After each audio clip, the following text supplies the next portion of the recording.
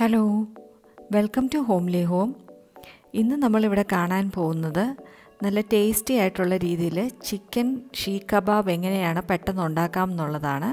അപ്പോൾ നമുക്ക് പെട്ടെന്ന് കണ്ടു നോക്കാം എങ്ങനെയാണിത് റെഡിയാക്കിയെടുക്കുന്നത്. അപ്പോൾ അതിനായിട്ട് നമ്മളിവിടെ 1/2 കിലോ മിൻസ്ഡ് ചിക്കൻ എടുക്കാം. ഞാനിവിടെ യൂസ് ചെയ്തിരിക്കുന്നത് ബോൺലെസ് ചിക്കൻ ബ്രസ്റ്റ് എടുത്തിട്ട് അത് മിക്സിയുടെ ജാറിലിട്ടൊന്ന് പൊടിച്ചെടുത്തിട്ടുള്ളതാണ്. അപ്പം ഒന്നെങ്കിൽ മിൻസ്ഡ് ചിക്കൻ എടുക്കാം, അല്ലെന്നുണ്ടെങ്കിൽ ബോൺലെസ് ചിക്കൻ എടുത്തിട്ട് ഒന്ന് പൊടിച്ചെടുത്താലും മതിയാവും.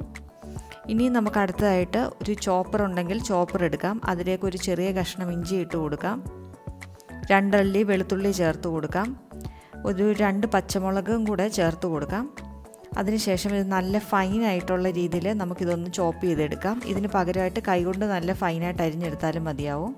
ഇപ്പോൾ ഇവിടെ നല്ലപോലെ നമ്മൾ ഫൈനായിട്ട് അരിഞ്ഞെടുത്തിട്ടുണ്ട്. ഇനി ഇതിലേക്ക് ഒരു മീഡിയം സൈസ് സവോള നമുക്ക് ചോപ്പ് ചെയ്യാനായിട്ട് ഇട്ട് കൊടുക്കാം. എന്നിട്ട് നല്ല ഫൈനായിട്ട് ഇതെല്ലാം കൂടെ ഒന്നും കൂടെ ഒന്ന് ചോപ്പ് ചെയ്തെടുക്കാം.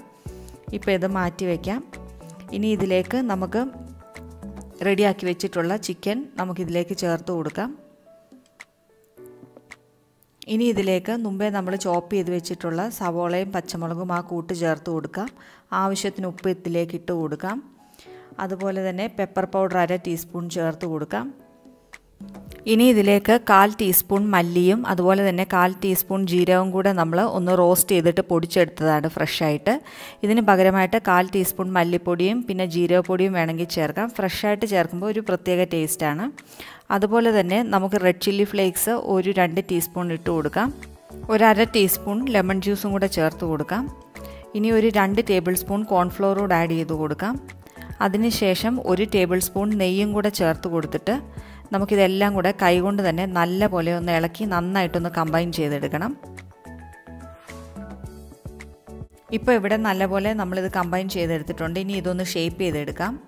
അതിനായിട്ട് ഇതുപോലത്തെ ഒരു വുഡൻ റോഡാണ് ഞാനിവിടെ യൂസ് ചെയ്യുന്നത്. ഇനി ഇതിലേക്ക് ചിക്കൻ സ്റ്റിക്കി ആയിട്ട് പിടിക്കാതിരിക്കാൻ വേണ്ടിയിട്ട് കുറച്ച് ഓയിലോ അല്ലെങ്കിൽ കുറച്ച് ഗീയോ നമുക്കിതുപോലെ ഒന്ന് ഗ്രീസ് ചെയ്ത് കൊടുക്കണം.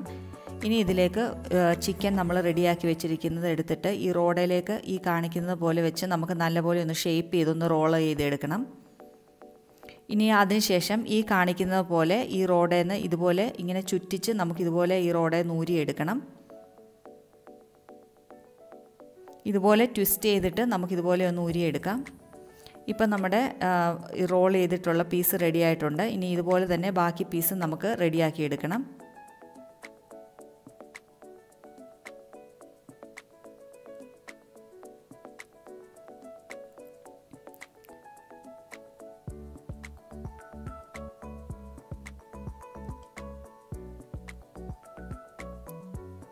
ഇപ്പം നമ്മൾ എല്ലാ പീസും ഇവിടെ റെഡിയാക്കി എടുത്തിട്ടുണ്ട്. ഇനി നമുക്കിതൊന്ന് ഫ്രൈ ചെയ്തെടുക്കാം. അതിനായിട്ട് നമുക്ക് ഒരു പാനിലേക്ക് കുറച്ച് എണ്ണ ചൂടാക്കി എടുക്കണം. എണ്ണ ചൂടായിട്ട് വരുമ്പോഴത്തേക്കും ലോ ടു മീഡിയം ഫ്ലെയിമിലേക്ക് നമ്മുടെ ഫ്ലെയിം മാറ്റണം. അതിനുശേഷം നമ്മുടെ കബാബ് പീസസ് നമുക്ക് ഇട്ട് കൊടുക്കാം. ഇനി നമുക്ക് ഇതൊന്ന് ഫ്രൈ ചെയ്തെടുക്കാം. അപ്പം ഫ്രൈ ചെയ്തെടുക്കുമ്പോഴത്തേക്ക് നമുക്ക് 2 സൈഡും ഇടയ്ക്ക് തിരിച്ചും മറിച്ചും ഇട്ട് കൊടുത്തിട്ട് അങ്ങനെ വേണം നമുക്ക് ഫ്രൈ ചെയ്തെടുക്കാനായിട്ട്.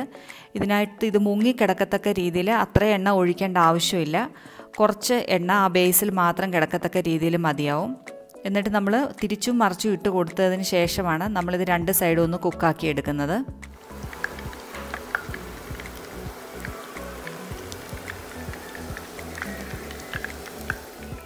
ഇപ്പം നമ്മുടെ കബാബ് പീസസ് ഒക്കെ ഇവിടെ റെഡി ആയിട്ടുണ്ട്. ഇതുപോലെ ഒരു ഗോൾഡൻ ബ്രൗൺ കളർ ആകുമ്പോഴത്തേക്കും നമുക്ക് എണ്ണയിൽ നിന്ന് എടുത്ത് മാറ്റാം.